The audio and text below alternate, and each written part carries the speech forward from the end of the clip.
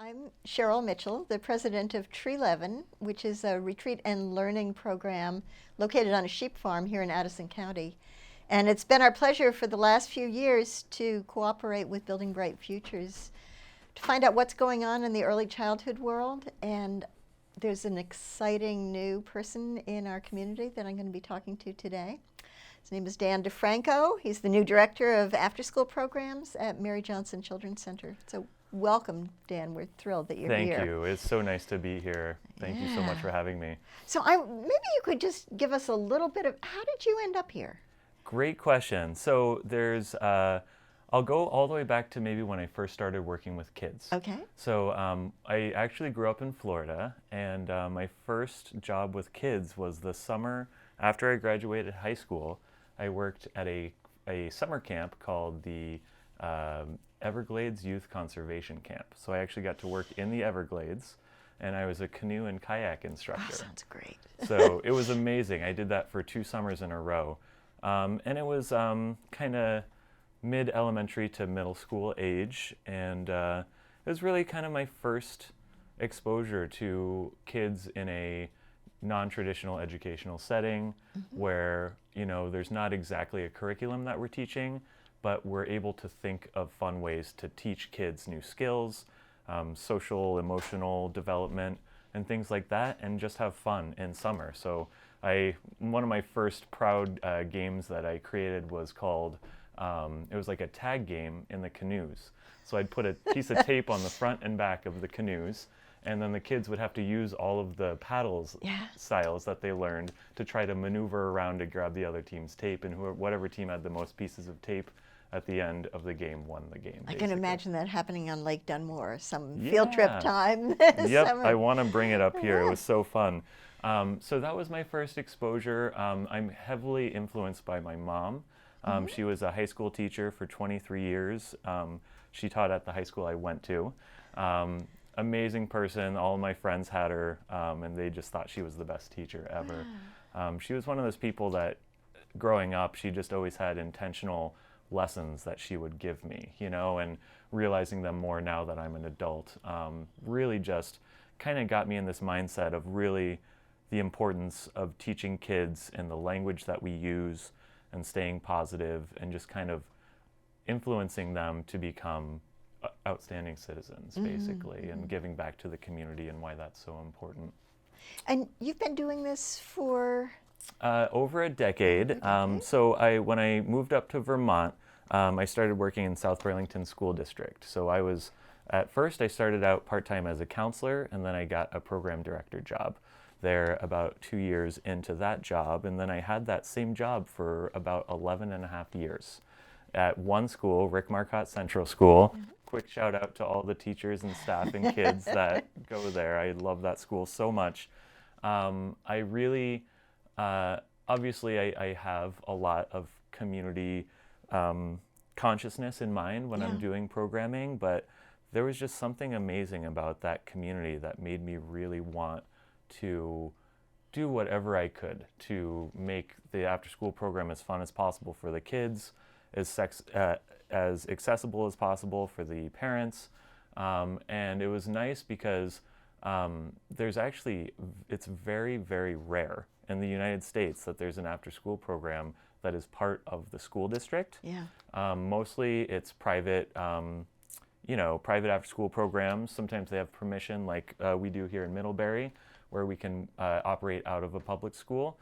And the connection between the school and my program at Mary Johnson's is also extremely close. But in South Burlington, my employer was the school district, which was really interesting. So it opened up a lot of opportunity to get to know and understand a lot of the kids better. I had direct access to reach out to teachers and guidance counselors and the principal. So, you know, working with kids that might have an IEP or something, we were able to work with them so that we could use consistent language in the after-school program. And I think that is something that has really started to get bigger in the world of after-school in the country as a whole, is really connecting kids between the school day and the after-school day. It's Go I ahead. often hear Holly Morehouse talk about the importance of these sort of the third spaces where Yeah. kids and young adults, I mean, she says until we're maybe 25 or 27, we're still so much developing that it would be lovely if we had more community spaces that were connected that way. It's so true. And if you don't mind me segueing a little bit, the reason why I feel like after school is such an important time for kids is because I have realized that kids can discover their creative sides and their hobbies and the things that could lead to a career. That happens during the school day, but everything is a little bit more directed, you know, which is good. They need that. But they also need this opportunity where we are a choice-based after-school program, which is something that is really amazing because every day we have an arts and crafts activity, we have a physical activity in the gym, we have an opportunity where kids can just play board games and Legos, we have an opportunity where kids can go play on the playground. So really opening up opportunities. If you're just directing a large group of kids and we're all going on the same path, it kind of restricts kids a little bit as to doing something they don't want to do, which is okay. You do want them to think outside of the box a little bit, but to be able to facilitate it where they're doing something enjoyable and they're looking forward to coming and they're just able to, you know, have a little bit more free time when they're doing those things is really, really important. You had mentioned that there are a lot of, I mean, you're already doing a lot of exciting things after school, but you have a lot of plans for the summer as well. Can you talk about some of those? So I will attribute some of it to Mary Johnson's already, because there are a couple of these programs that were already going on, which I've been amazed by. And I actually have taken a few elements of our summer program from the South Burlington program called Schools Out to kind of focus a little bit more on facilitating some educational elements to our summer program. There's been a lot of study and research as to what kids are losing if they don't practice it over the course of the summer. I don't know if you've ever seen any of this info, but the two biggest things that they lose are reading skills and math skills.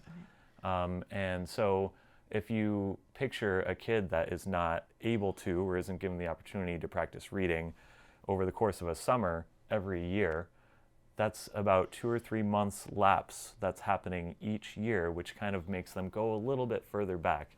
I personally was a kid that needed help, and I took a few like reading comprehension courses as a kid because that was something I had a little bit more difficult time when I was doing standardized tests and things. And I feel like if there was some type of element like that in a summer program that has a fun, you know, overall shape to it, that really would have probably helped me a little bit more. So basically what I'm leading up to is that we are going to have a daily reading program every day. It's just going to be 30 minutes. We don't want to push kids too hard. We want to maintain the fun summer feel, but it's going to be a reading block where younger kids can be read to. We can ask them a few questions, you know, about the reading. We can act out some of the stories and things like that. For older kids that just like to independently read, we can just track how much they're reading, and there'll be prizes and things. So they get, you know, to a certain reading level, and they get, you know, this like book collection or something. Most of the prizes are usually reading related. But I also thought about opening it up to writing, because writing is a very credible element to reading. You know, as you're writing, your kids often are asking adults, how do you spell this? Or what's that word when? You know, kind of things like that. So, and then that also kind of gets their creative juices flowing a little bit more. Speaking of creative juices, you're a musician, right? And you've created relationships with the Middlebury Community Music Center, and they'll be somehow supporting That's right. your after-school program work. I feel so lucky getting this job because a lot of people have just reached out to me.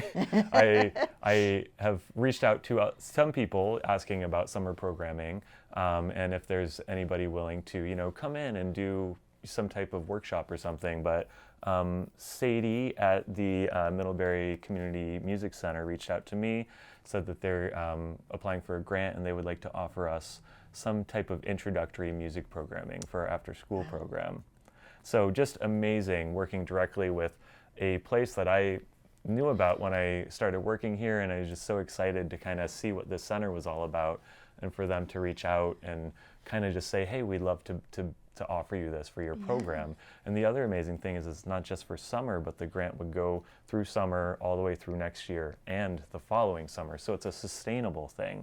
It's not just a couple weeks. Not just a one-shot thing. Yeah, it's like a very long-term relationship. And the goal is to get kids on an introductory level interested in music, whether it's exposing them to different types of music, West African music, classical music, traditional music, maybe music that's traditional to Vermont. Also getting them to play instruments as a group. So it wouldn't be individual lessons, but it could be in the form of a drum circle or a vocal practice where everybody's trying to sing different parts or something like that. And then in hopes that if it's something that kids are really interested in, it could lead them to, hey, I really want to learn how to play the piano.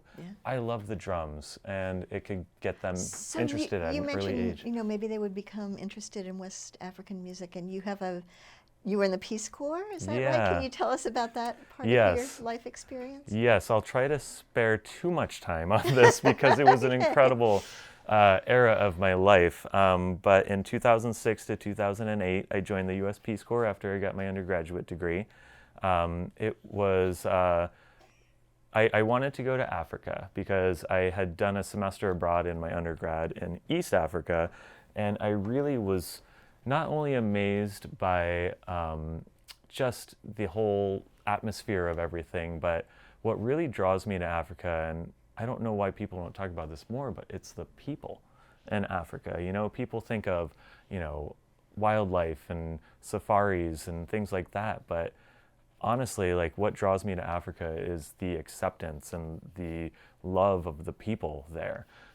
So I was amazed. I did kind of a neat project while I was there for my undergraduate. It was a summer abroad.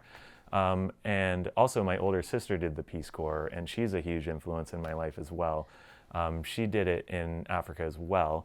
I had a little bit of French experience in high school, so I went to a French colonial African nation, so I was able to speak French with a lot of the people, but more importantly, I was able to learn a local language when I was there as well, which is amazing. And I actually have written a few songs in that language as well since I have returned, which is really neat. But it was such an incredible experience. It really is one of those once-in-a-lifetime things, unless you, I guess, maybe join the Peace Corps multiple times. But it really is the right line of work for somebody like me or somebody that is just very independent, really kind of a go-getter that just wants to help and learn about a community. And it's similar to what my undergraduate degree was in. It's called International Development Studies. But the interesting thing is when I tell people is that my degree and what I do in after school are actually have a lot in common. Yeah, now you had also mentioned that you would like to be able to share with people that being an after-school director or being in after-school programs is a career. It's not just something that you sort of drop in to fill in space. Exactly. So what a lot of people think of after-school programs is a part-time job for, you know, a late high school student or a college student. We have a lot of Middlebury College students that work for us at Mary Johnson's. That is part of what after school is, but what has amazed me since I started, and I've seen kind of an amazing evolution about how after school programming has turned from something that, you know, is there and is important to something that has this entire structure of professional development, certificates that you can get through Bright Futures Information Systems, and these professional development opportunities where you learn more about how you can do your job a little bit better. It's for me, I started out as a counselor, part-time, going to college, and then an opportunity came up where one of the program director jobs opened, and I jumped on it and I got it, and then it turned into a full-time job for me, where I have benefits and you know, work during the school day, get planning hours so that I can properly plan an activity calendar that I can share with my staff. So in this job, I went up just a little bit more of a rung because I'm actually the program director and administrator for Mary Johnson's after-school program. So I'm doing anything from enrollment to hiring to training staff to helping families apply for subsidy. But I also every afternoon get to go into the school and work with the kids on the ground level. So I'm still doing activities and encouraging staff to work with positive behavior management. It really helps me, doing the books and tuition and things like that, knowing the kids and the families individually. And I've noticed that the families really appreciate that too, that it's the same person that they're reaching out to. Who knows their kids and knows the connections. Exactly, yeah.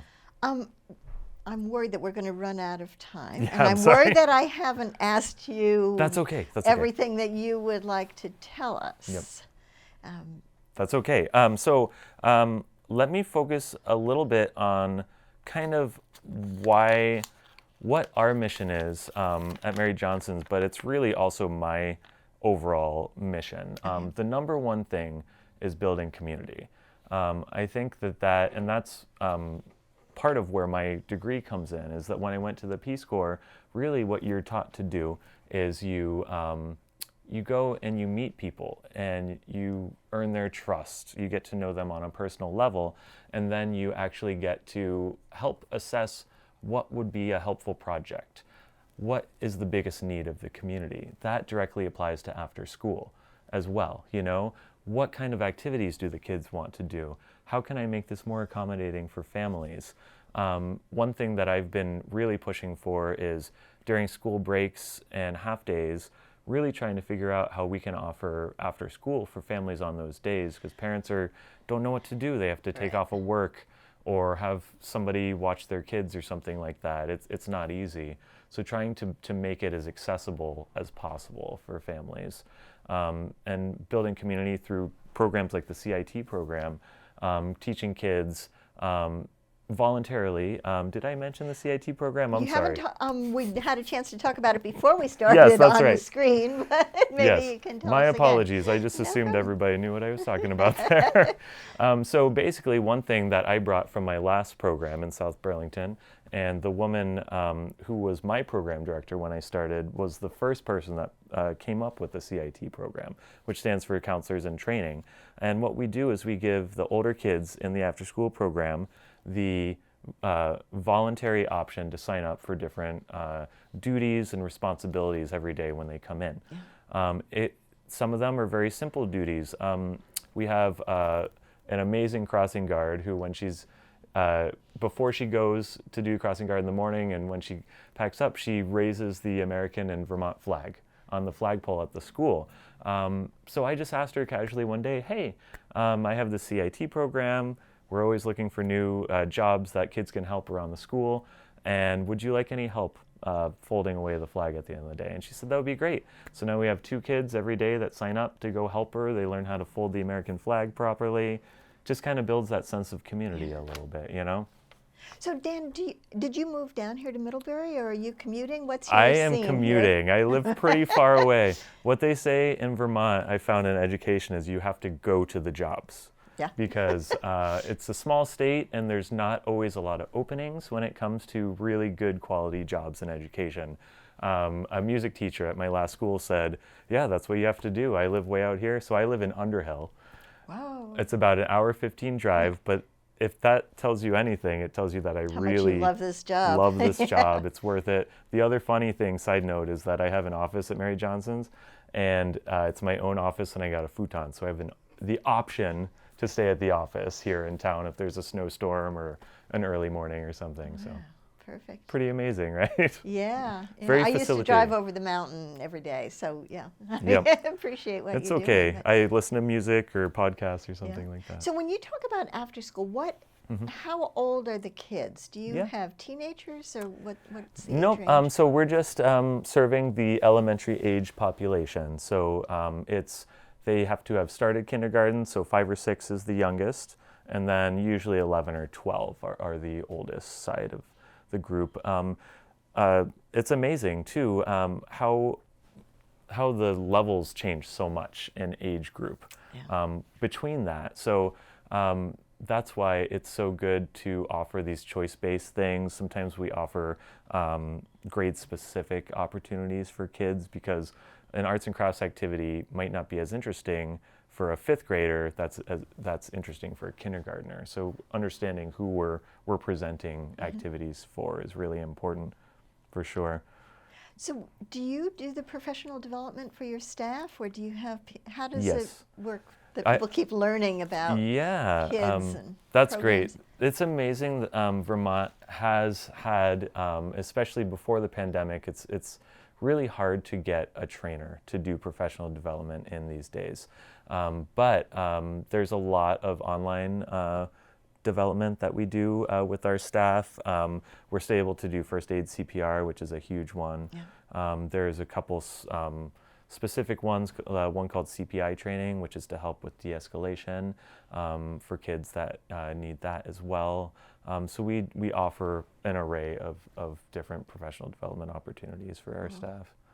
So we're going to have to close. I want to say two things. One, Totally. I'm really excited about the possibilities that we might be able to work together during the summer with some of your music interests and working with young people. And also that early on, before the show started, we were talking about the things that the Middlebury Community Television Station and the Ilsley Library offer, and hopefully possibilities that will bring you even closer to those kinds of projects. Exactly, and more collaborations. I mean, everybody that I've met is just all about collaborating in Middlebury, and that's one of the reasons why I really like working here. So we should say to any of you that are interested in getting in touch with Dan, his contact information is going to show up in a minute or two. Yeah. Is it fair to say call during the day when you're not with kids, or does it matter? You can call anytime. But if for some reason I don't pick up, please leave a voicemail. I believe my email is on there as well. Yeah. I'm very responsive, so any questions or comments about summer program, about program in general, if you're a like-minded person that also works in after school that just wants to reach out, make some connections in the community, please, that would be amazing.